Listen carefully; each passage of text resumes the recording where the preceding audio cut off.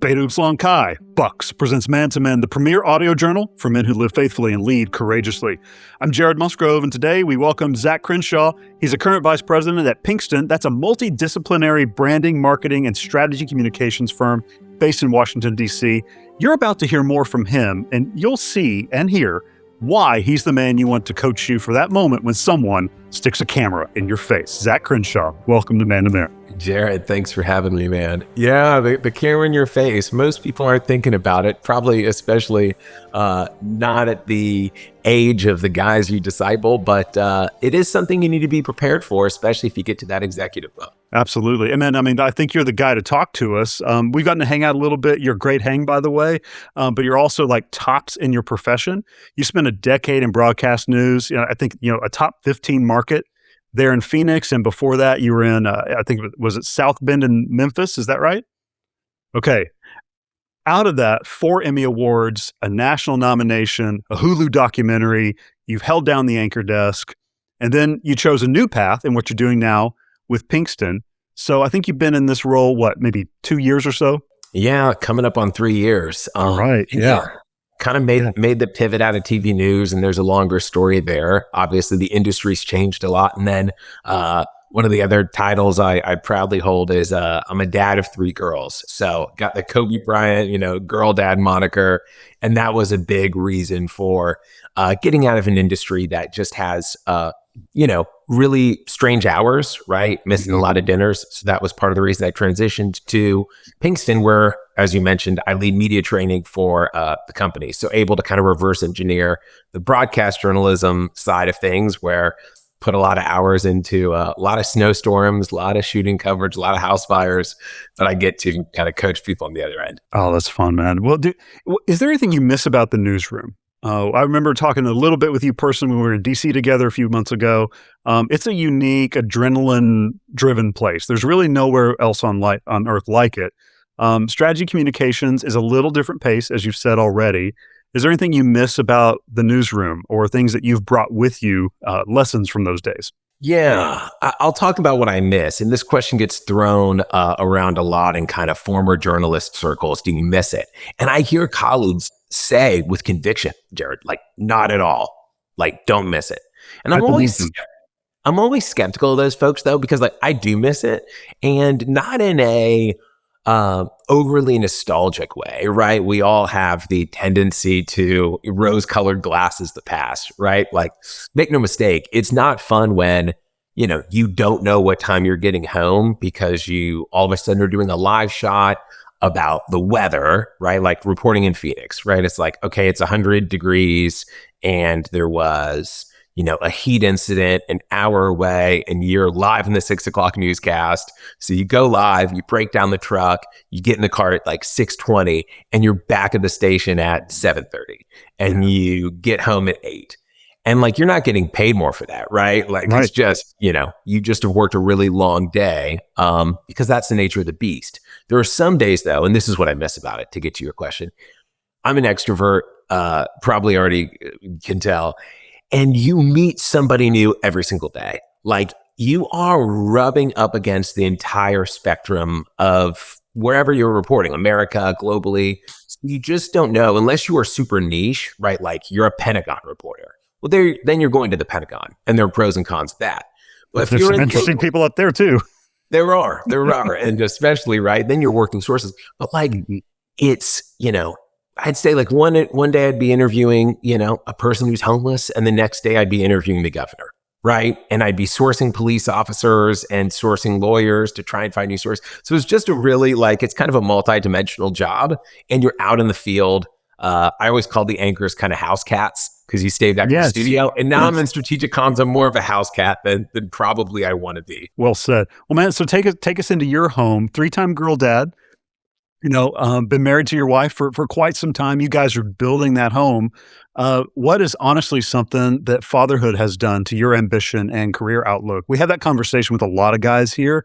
I'm just interested talking with someone who was doing what you were doing and now has made a career transition, and family was a part of that consideration. Yeah, huge part of the consideration. I think everyone's wired differently, right? In terms of their level of ambition and then their desire to sacrifice, right? Or, appetite for, right? We're all trying to do it. I think having a lot of friends now in kind of our early to mid 30s, when you get to that phase of life, you start to have a family, you're trying to balance. Okay, I'm in kind of peak climb the ladder years, but also peak childhood years, where like how I show up for not only your kids, but almost more importantly, your spouse, right? Because, happy wife, happy life is an aphorism that has so much truth layered beneath that. What I'll say is, from an ambition standpoint, it certainly changes your priorities. And with that, your level of ambition, right? Like when I started out in the industry, I was like, okay, I'm going one of two places. I'm either going to be a main anchor in a top 20 TV market, right? Kind of get to that level, or I'm going to be like a network correspondent, right? Work for NBC, CBS, ABC, CNN, travel the world, live out of a suitcase. And kind of the minute I had my first and then second daughter, I kind of thought to myself, well, there's a real cost benefit analysis, right? The trade-off of getting to the called proverbial top of the mountaintop is a lot less time with my kids. More importantly, a lot more stress and pressure and weight of child, development on my wife, right? Solo bedtimes are brutal. So I just kind of thought to myself, hey, I think I can do something else. I think I can prioritize my family and have a successful, satisfying career, even though it meant giving up something I had put a lot of time, energy, and really effort into kind of mastering the craft, right? Like That's right. Yeah, late night sitting in an edit booth, tweaking my resume tape or refining a story for the morning newscast that I didn't need to be doing because I wanted to get better at it. And the hope is that those skills are transferable, right? And I think for anyone who's looking to make a career pivot, if there are folks listening to the podcast, it would be you can, even if they're not immediately obvious, find lessons and skills within anything you've done and say, it taught me grit, time management, follow through, people skills, whatever it is, and find a way to use that to trampoline, launch yourself into a new industry. You don't have to always step back. Man, yes. So one, courageous decision on your part. You're leading us by example. You're living that. And then also you just put on a mini masterclass about career transitions for the guys. So well, Jared, you've done it too. It's like, it's not easy. It's scary to kind of stand on that precipice. But once you jump, you look back and you're like, yeah, it wasn't so bad, right? Oh, no. I mean, the skills are transferable. And honestly, like you and I jumped into something else that we loved. It just took a different form than what we were already doing. I mean, I know that was for me, is that this is something that I dearly loved. So, and Zach, I think one of the skills that transferred for you was the media training. And now you are getting to walk a lot of people, different corporations, just all over across America on just how to deal with what is, I think, an ever-changing media landscape. And one thing I've noticed about most of us as dudes, we just interact with the media in different ways. We just consume it passively. We don't really think about it. We post something on social media without thinking sometimes. And occasionally we might get a camera stuck in our face, interviewed on something local. You've been on the job for over a decade. What does the average man fundamentally misunderstand about how the media actually works right now? I think the operative part of that question is right now, because 10 years ago, the media looked different than it did 20 years ago. And we have seen this rapid shifting of the media landscape to the point where, it used to be newspapers, then it was TV. And I have this line where I say, TV did what social media has done to TV. And it has completely changed the way we consume it, right? So if I could pull that thread a little bit more, the newspaper used to be where you got your news. And then all of a sudden there was the evening newscast at 6 p.m. So if something happened before 6, you didn't have to wait for the newspaper to get that anymore. Changed the news cycle. Social media has changed that entirely. And now even news is not, do you have a journalism degree or do you have an editor above you? It is, do you have a cell phone and do you have the desire to put out content, right? Whether you've lucked into it, right? You just happen to be at the, scene of the whatever, plane crash or the, whatever it is, politician yelling at somebody. So you capture that and now you're the source. Or you are a citizen journalist, a Substacker, a blogger, influencer, a content creator. Because now they're speaking into whether it's true crime or politics or all the things that were traditionally kind of owned by this industry have now been dispersed across and outside of newsrooms. So I guess what I would say is this. You're always being fed a constant stream and barrage of information. And the most important thing for, I think, young men is to think about critically on a regular basis. Where am I consuming my news? Am I passive or am I an active consumer? Am I subscribing to newsletters or in reading, like more trusted, vetted sources? Or am I just, opening TikTok and getting really swayed and influenced by the voices there? Because we see people in echo chambers. We've seen it particularly with politics, with, some of the things that have happened in current events nationally and internationally. People feel really strongly about these things. And then when you press on that a little bit, they're like, oh, well, I get my news from TikTok and these 5 people. Well, your algorithm's just feeding you stuff over and over again. So I think that's the thing that people need to be thinking critically about. Well, take us further inside because you were an investigative reporter. So walk us through the mindset of an investigative reporter. When you were working on a story, what were you actually looking for? And how does knowing that change how a man should think about what he says and what he posts and how he presents himself now publicly across media? Wow, that's a great question. The answer is everyone leaves a trail of breadcrumbs on the internet in their past. And if you find yourself in a position of, we'll call it power, right? Whether you're, a hospital executive, a city councilman who's giving out a contract, whatever that may be, you find yourself in the crosshairs of an investigative reporter. What they're going to do is they're going to call, old friends. They're going to dig up old social posts. They're going to knock your neighbors' doors. They're going to call ex-girlfriends, and they're going to try and figure out who is this person, and who you are will come to light. We all know this. Jared, you've seen it many times, right? I mean, we're seeing it right now play out with some candidates, aren't we? 100%. And this is what I always say.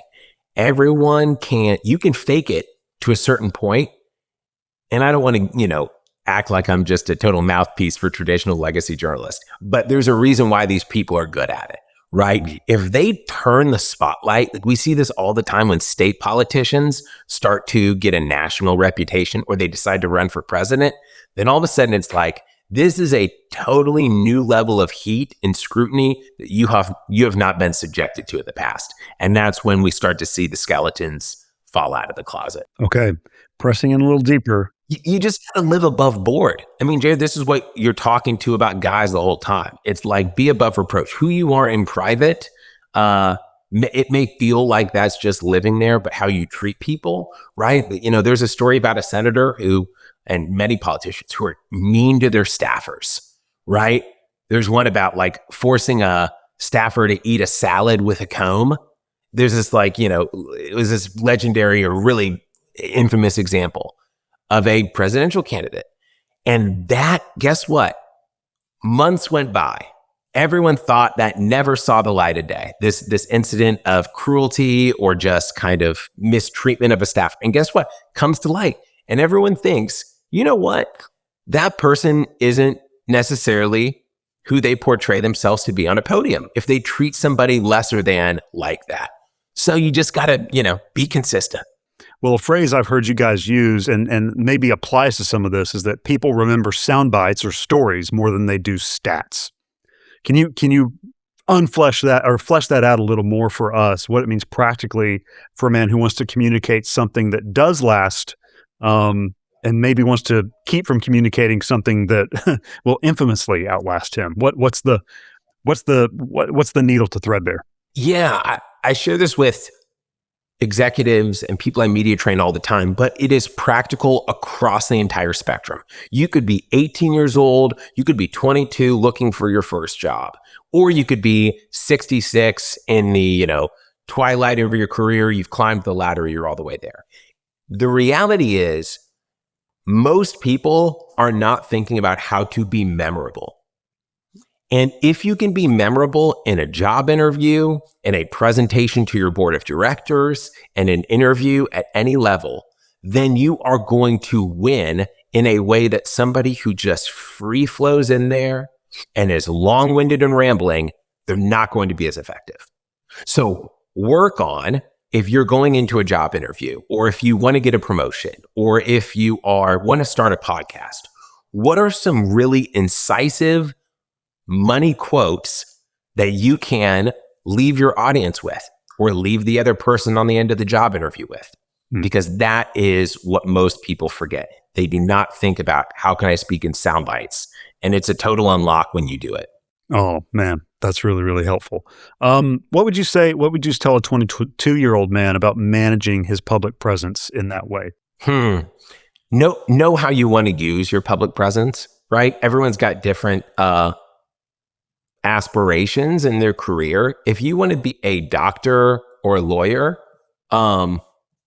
then, maybe you shouldn't be posting on Twitter every day, right? You're just setting yourself up for, potentially stepping in it, right? If you want to be in the media or a content creator or write something, what's like that, then yeah, you got to figure out how to post frequently, how to get inside those news cycles and the news of the day, but know who you are, right? Everyone wants clicks, but in order to get, you know what sells online?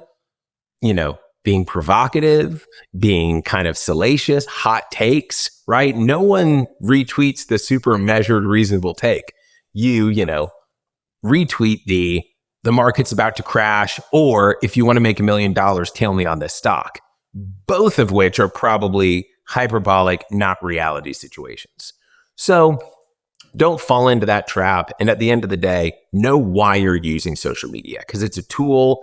And just because you think it's private, Jared, final point, on Instagram, you have close friends, right? So we all know that little green circle.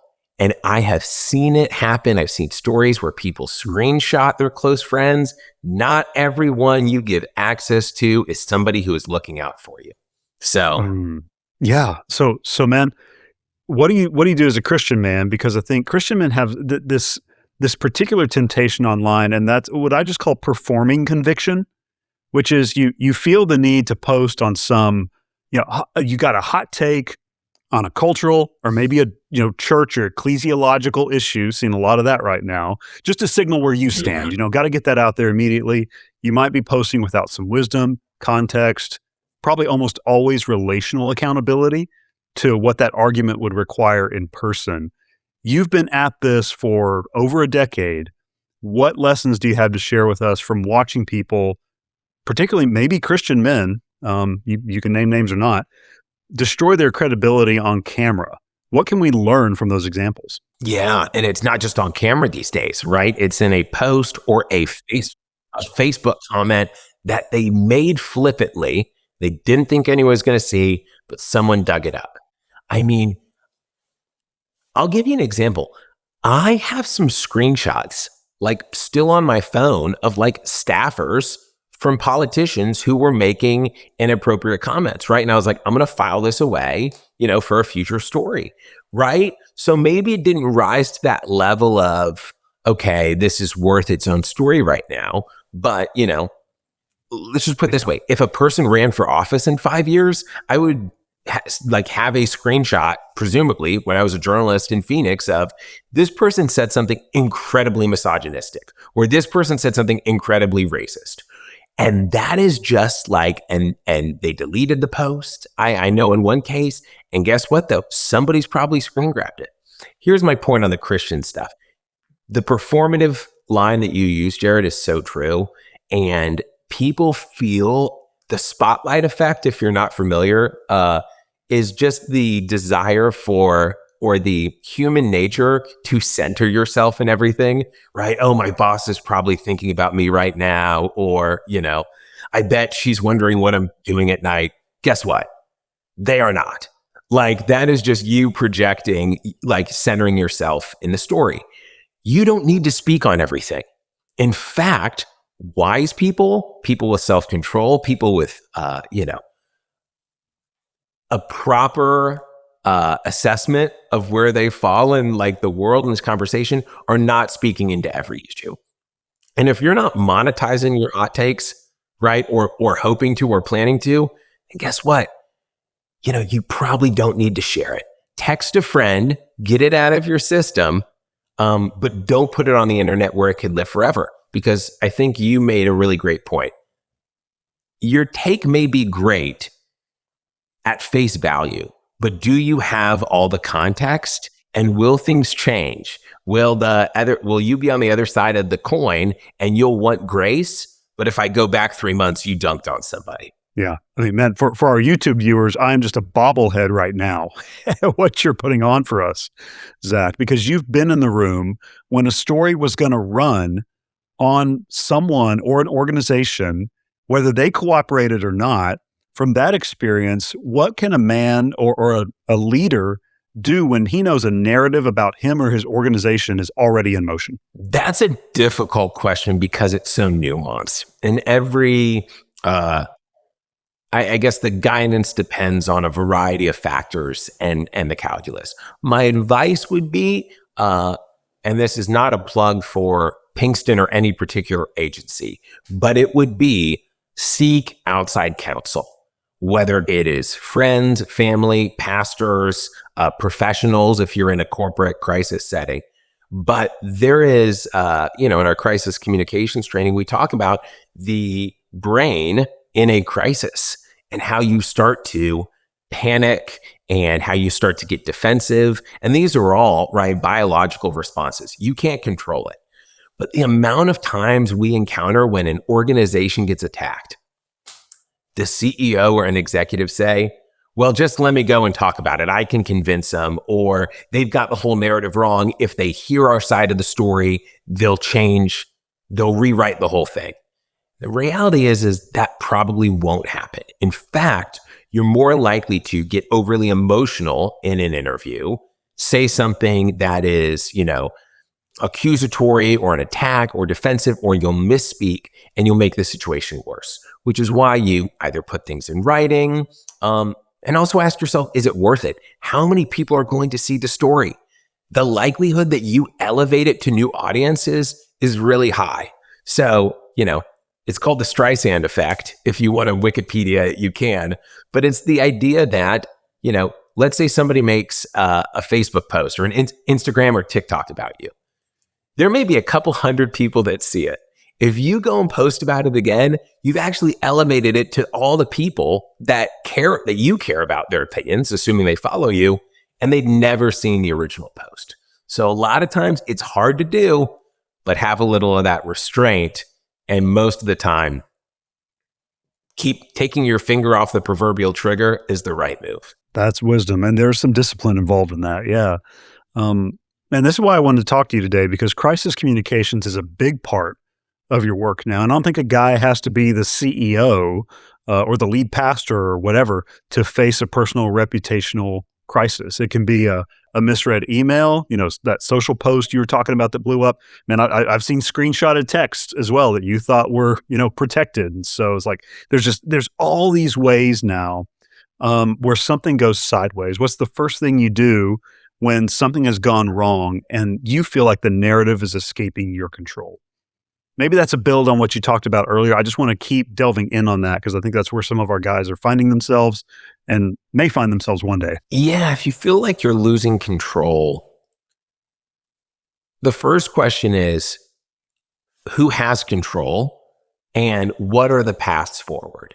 I mean, a lot of crisis communication, Jared, as you know, is wargaming, right? And it's kind of saying, okay, this can go one of 3, 5, 10 different ways, depending on how we respond. And a lot of times it is saying, okay, is my intent being misrepresented? Am I getting dogpiled and I feel like I'm, a victim here, or it was taken out of context or whatever it is, right? Where they don't know the full story. Someone's posted just information that is inaccurate about our fraternity chapter, right? They said one thing happened, but, totally different thing happened. Then you need to ask yourself, what are the courses of action I have to change that? And usually it is more direct communication than people think. Do not get into litigating in the public sphere most of the time. There are times when actually you need to go public and you need to aggressively correct the record. But I think people are like, what I've seen over the years is people default to that of let me just, be as loud as possible and go, shout it on the mountain through a bullhorn. And if you had just gone to one or two people, said, hey, can I educate you on some context I think you're missing? And would you mind deleting that post or maybe updating a correction or giving me the, benefit of the doubt, good faith, intent? That's usually the counsel I would provide somebody who's feeling, on the hot seat, if you will. Man's Men is made possible in part by our partners at Southern Seminary. Guys, when your ministry calling is serious, the people who prepare you matter. At Southern Seminary, you'll study under pastors, scholars, and faithful leaders who've guided generations of gospel ministers. They are known for teaching God's word with clarity and for living it out with integrity. If you're ready to be trained by trusted faculty for a lifetime of faithfulness, start your MDiv at Southern Seminary. Visit sbts.edu/MDiv.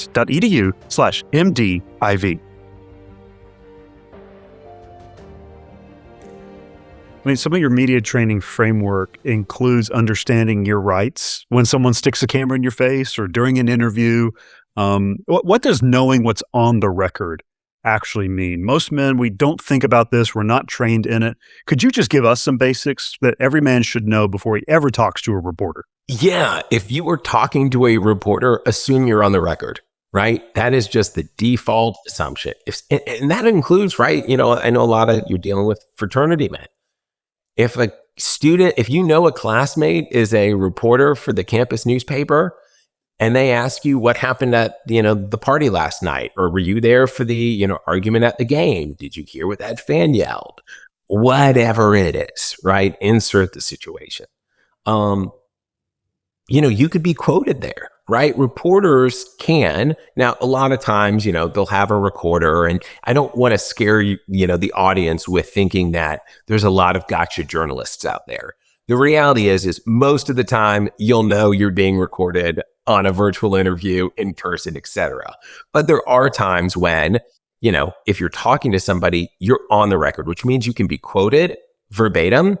It means you can be identified as, Jared Musgrove, president of Bucks, right? So it's one of those things where your title, everything is fair game. And you can end up in print, or online or in a story.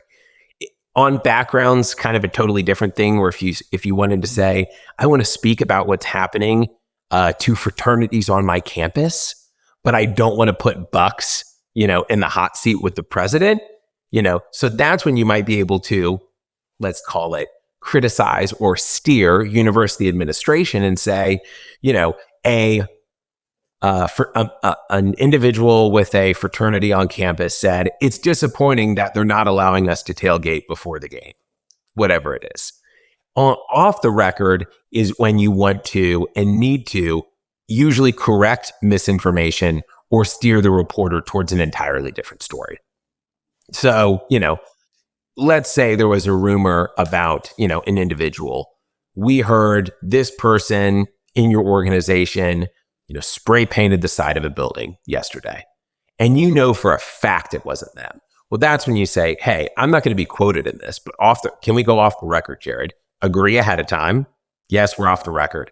And then you can share, hey, you might want to contact so-and-so. I think they found this spray paint at insert rival fraternity, right? And then you just move them off you entirely, get the spotlight off you. Those are just some examples. But if you're talking to a reporter, assume you're on the record. That's very practical advice. You also teach your clients how to bridge, that is, to move from a difficult question back to the message they actually want to communicate. Tell us something about bridging as a media skill, perhaps even as a life skill, as I'm thinking about it conversationally. So bridging is simply sharing the answer that you want to share, right? It is getting to your sound bites and your talking points and your key messages. So if you get a question around, that you don't want to answer, right? Let's say you're, taught, you get a question around, what did you think of the campus partying culture at your university? And, you may have an answer for that, right? You have a lot of thoughts on campus partying culture, but that question is framed in the negative. And you just want to talk about your fraternity experience in the positive. You might say, I know there's been a lot of focus on, the partying culture at, XYZ University, but I had a completely different experience in my fraternity, right? I was surrounded by men who boom, boom, boom, boom, boom, right? Poured into my life, made me better, we studied together, we played sports, and then you've taken the question, but you haven't engaged with the meat of the question, and you've pivoted, bridged to what you want to talk about, which is your positive experience. And that can be true of, hey, Jared, you're applying for this job. We're looking for somebody who's proficient in, Excel and data analytics. I noticed you're a communications major. Do you really have the experience to deal with data analytics? How are you going to answer that question? Some people would just run down you got me, right? Total novice at Excel, right? And they would go ahead and answer the question, or they could say, I understand why you're asking that question. I'd ask myself the same thing. I may not have as much, classroom experience as, the person coming after me, but I am tenacious. I'll be the hardest worker in the room. And I think you and I both know you don't need that proficiency now with AI. You can actually prompt. So then all of a sudden you've reframed the question and you've bridged to your strengths. All right. Those are two examples I got. No, man. I mean, dude, when you posited that at me, my first thought was like, well, I usually ask Claude to just put it into a spreadsheet for me now.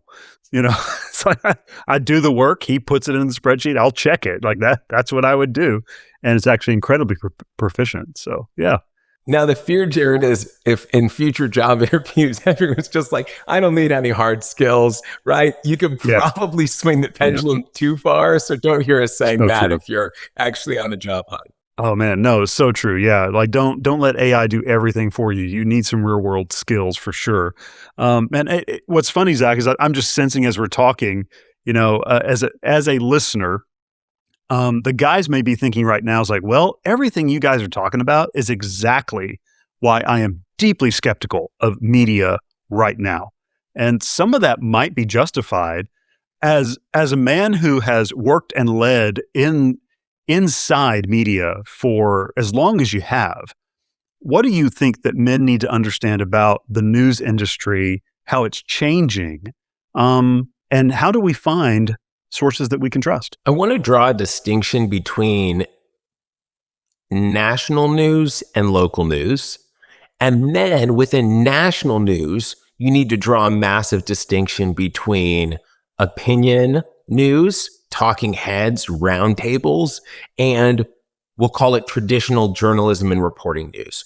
One of the things I saw happen, 10 years ago, was early on, right? When President Trump would say fake news, right, at rallies.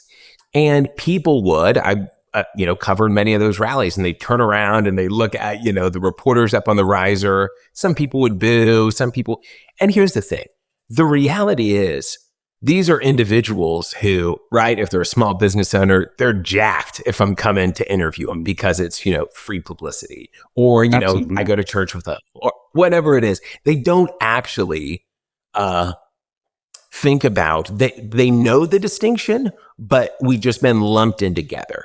There are, as we all know, talking head, folks whose job it is to opine about politics and try and convince you, whether they're on, CNN, MSNBC in the past, or, Fox News, try and win you over to a political side, of an argument that's going on right now, right? I want to convince you about what's going on in the Strait of Hormuz through these glasses. Local news reporters are just trying to get the facts. I mean, the reality of day to day, what they're doing is they're covering city council meetings to talk about, the upcoming tax increase. They're doing stories about, police body camera footage or whatever it is, the feel good story about the lemonade stand that raised money for, the kid with cancer down the street. So you think critically. I guess my comment is, man, do not just believe don't engage in the nuance, right? Be able to distinguish between the media writ large and be able to say, these are folks who are just trying to do a good job. And that doesn't mean people don't come with their own bias, right? We're all humans. We all have backgrounds. But I tried really hard, and I think a lot of my colleagues did. I won't blanket and say everyone, but tried really hard to, when you approached a story, to come at it through a lens of how can I ask questions that are fair but accurate, that hold people to power and account, that fight for the little guy, right? And that's a lot of what journalists do, right? Go chase down the slumlord because the single mom's roof has been leaking for 2 months and she can't get answers. That's good, man. Well, you've been a good teacher for us today. I wonder if we could close out today with a little segment we do with a lot of our guests called Everywhere, Every Day. Just getting to know a man a little bit past the professional veneer, how he lives and moves and just how life goes for him. My question for you, Zach, because I think you're an avid learner, you're a very curious man. What are things that you are exploring, learning, or just investigating right now? I'll try and practice what I preach, which is when I tell people to pause before they answer. You buy yourself some time. You don't need to rush into it. I see that. I think the reality is I am always trying to learn new things. And to go back to your comment about what I loved about journalism is one day you're reporting on, the Zika virus and you're talking to the health department. And the next day you're reporting on, TIF funding, which is like some, niche tax. So in journalism, I got kind of the learning on the job. In my private life today, right? I mean, we're at this incredible, AI is a buzzword, it's overused.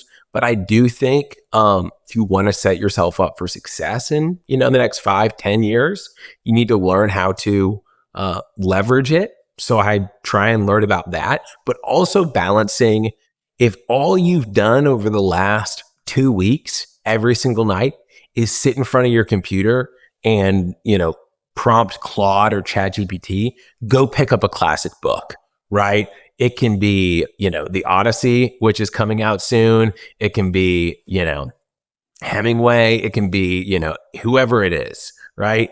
And engage with kind of the classics, because that will make you a more well-rounded person. And if all you can do is speak fluent AI, but you don't understand, history, or you don't understand art, then you're going to find you're just lacking, right? And I think that we have access to all the information in the world, right? At the snap of a hand. You can summarize The Old Man and the Sea, right? But it is very different than reading Hemingway and realizing, man, this is what great prose is. So, and then finally, Jared, I guess I'll toss it back to you and saying it's what leads to great conversation too, right? Like create a book club, be curious together and build community around curiosity. It's a lot more fun. All right, man, you opened the door. What are some of those classics that every man should be reading, and which ones have you enjoyed the most and why? I mean, I burned through some Hemingway recently. I got a couple books at the library because I was I feel like I'm lacking there. It's a great war novel that I don't think many people have read, All Quiet on the Western Front. It is a World War I book. And I remember I was browsing literally the classic section in a library once, and on the spine it said, the greatest war book ever written. And I pulled it off the shelf and I was just struck. And it's a great book for young men because, the old phrase, war is hell. And it is this account of a German soldier who goes to the front lines at 18 years old. And I won't spoil it, but he's on a train months later coming back from, the trenches. He gets a couple days at home and he looks in the mirror and he doesn't recognize himself because he has aged, right? He's my innocence, I'm paraphrasing, my innocence was gone. So that's a great book. Trying to think of what else I'm reading. I try and read a good amount of fiction, kind of self-help. If there's one thing I will say that AI has gotten really good at, you don't actually have to. There's so many self-help. There's so many business books. You can actually get kind of the core principles of those in a summary. You need to read novels, right? And then every now and then, like, I just reread The Hobbit not long ago, because it's like you never have too much Tolkien in your life. That's right. That's right. Yeah. Okay. So you also opened the door on classic art. Like what are other forms of art that a man should be exposed to help him in his thinking and his creativity? Or what have you enjoyed? I'm not gonna sit here and act like, I'm some, purveyor of Van Goghs, right? Like I enjoy a good art museum, but I'm not somebody who, is by any means, I've seen Michelangelo, David's, in Florence, but other than that, I can appreciate it. I love music. And I think one of the things that I try and do is diversify my musical taste, right? Like, I'm not saying this is unique, but I just think if all you do is listen to one genre, you're really missing out. So, I try it on a regular basis, just completely say, okay, I'm going to listen to blues. I'm going to listen to Yo-Yo Ma and cello. I'm going to listen to Jay-Z. I'm going to listen to Eric Church and just completely genre swap because I think it stimulates your brain differently. It gives you a different appreciation for culture and for people's stories. That's the thing too. Like I was just in New York City last week, Jared. And there's something about New York City when you're on the subway and you look around and you're like everyone's got a story. And, there's the, millionaire hedge fund guy next to the, single mom, right? Who is living literally hand to mouth, paycheck to paycheck. And there's something, sad, but also just kind of like if you can have empathy, if you can try and to the extent you can get in other people's shoes, I think that's really beneficial. And I think music can take you there if you're not on a subway in New York City. No, I hear you. Yeah. What are places in the book, Zach? I mean, I'm talking about the Bible. Like what are places in the Bible? They can be passages, people, books, or whole chapters. Just where are the places in Scripture that you most return to? This isn't necessarily I'm doing my Bible reading plan, so I know it's June, so I'm somewhere, in this book. It's more so it's like, man, when I get to off-road in the Bible, or I'm feeling pressed, these are the places I go back to the most. Where are those places for you? I crack Proverbs a lot. There's so much, it's so cliche, but there's so much wisdom in Proverbs. One of the verses that is great, right? It's hard to beat. I mean, reading the stories of Jesus, right? I do that with my daughters at night. I mean, there's really,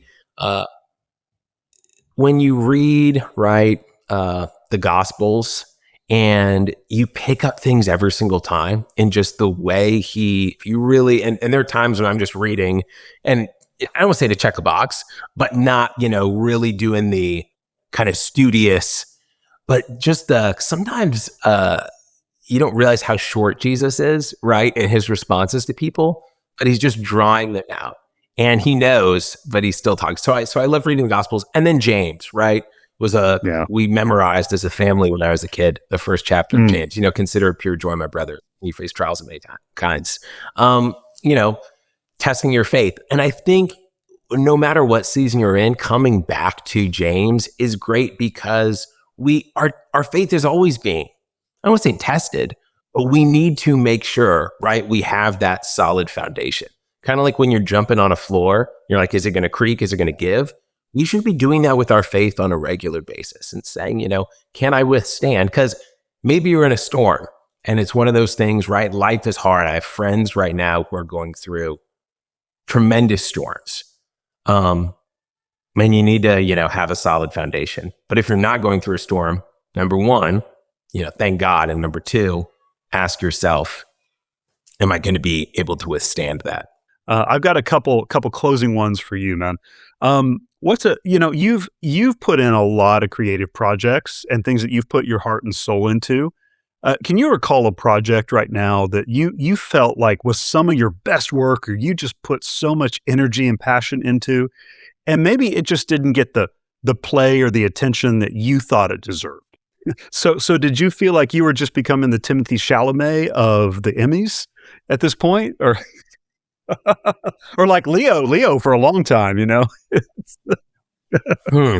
That's a great question, because my mind goes to the ones that didn't get the credit they deserve. And I think when you're a reporter, I mean, we would submit for Emmy Awards, right? And I was super, blessed to have won a few of those, but I got nominated a handful of times and was in the final round and, was virtual live streaming the awards, in between anchoring shows. And I found out I lost. I think it was one year I was nominated 3 times. I think I lost all 3 awards. So there were definitely times where I was kind of like, and then you'd watch the winning, right? I'm a competitive person, so I'd go and watch the winner. I think my story was better than that. I think you can't, there's pride and there's ego and there's, maybe pruning, and you need to be humbled a little bit. And at the end of the day, for every story that I did put a lot of time, effort, energy into that maybe didn't get the recognition or play that I thought it should, there were probably stories that maybe got more than they deserved, right? So just keeping that in perspective and having people, my wife, keeps me humble. She'll check me if I come. There are times when I come home and I'd be riding on cloud 9. She was like, your live shot was a little weak. So, find people who are not just going to be overly sycophantic and just gas you up, but have some supporters as well, right? I mean, that's great life advice again. Man, is there anything, and it can go beyond projects, but is there anything in the realm of, it could be a project, it could be a subject matter, it could just be like, what's something that you are wanting to learn about more or create, or it's like, what's the big, hairy, audacious project that's maybe out there where you're going like, man, someday I want to tackle this. What is that for you? Wow, you're going to make me put it into the universe, I guess.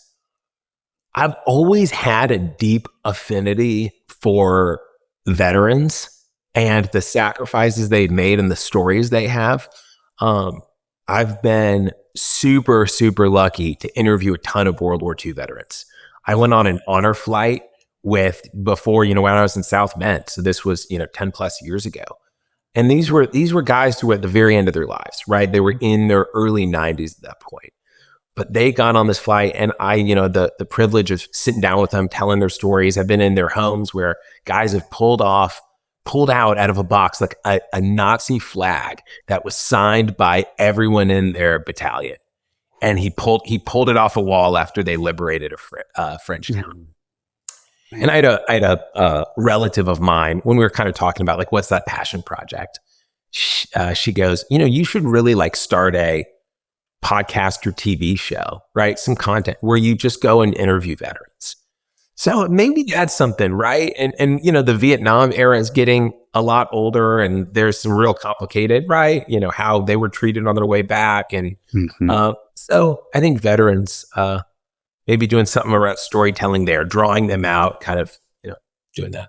I love that, man. Well, I mean, like and subscribe right now. I mean, I am. Yeah. Now you're forcing me now. Like, now I'm going to watch this back in 2 years, and if I haven't started, then there's going to be pangs of regret. But maybe this just trying to be a good brother, get it on the record, and there's some accountability there. No, I think you would be a man to tell those stories. You do a great job stewarding those. Well, you're very kind, and you're not to gas you up, but you're a great podcast host. So I know this isn't your full-time job. This is just something you do, but it's why you're so great at conversations with not only young men, but older men, and telling the Buck story, because you were kind to me earlier, but you're a great hang as well, right? You can play, as I like to say, verbal ping pong with the best of them. It is a lot of fun, man. I'm enjoying it. Looking forward to hanging out again next. Before I let you go today, though, you've got thousands of Christian brothers who are listening in, and they're doing whatever you do during a podcast. They're getting ready for the day, they're mowing, they're commuting.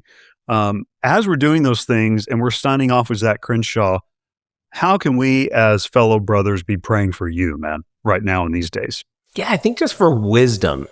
The Bible talks a lot about wisdom, right? Like going back to the Proverbs, when it doesn't say pray for career success or pray for, how to be a great dad. Those are all things that we want implicitly. But I think if you have wisdom, right, seek first wisdom, right? And ask, whoever asks, it will be given. So just for wisdom, right? And how you interact with your family, with your friends, and then in the community writ large, right? I'm grateful to be on this podcast, to be able to, be in the headphones of people right now. So pray for that for yourself as well. And I think, I don't want to say all else shall be added, but if you get wisdom, there's a lot of waterfalling effects to that. I think it's been. Amen. Well, wow. Even that statement about wisdom is wise. You left us with that. Thank you, man. Well, do as I say, not as I do, right? we all got our many flaws, but I was very fortunate. I'd be remiss if I didn't say this. Very fortunate to have really great parents, right? Who, friends would come over and they'd say, they knew they were going to do a Bible study, either at breakfast the next morning of the sleepover or at night before dinner. So I just was really lucky to be raised in the Word. And it's one of those things where if you're blessed to be a parent, take it seriously, right? Not so seriously. It can be the pressure can be crushing, but it's an incredible responsibility and you get to impact lives. So I was fortunate. Amazing. Well, man, how can we interact with just the work you're doing presently with Pinkston? Like, give us where we can find you if the guys want to go searching. Yeah. I think I'm on most of the social channels at Zach Crenshaw or at Zach Crenshaw TV. Had a professional account back in the day that I haven't sunsetted.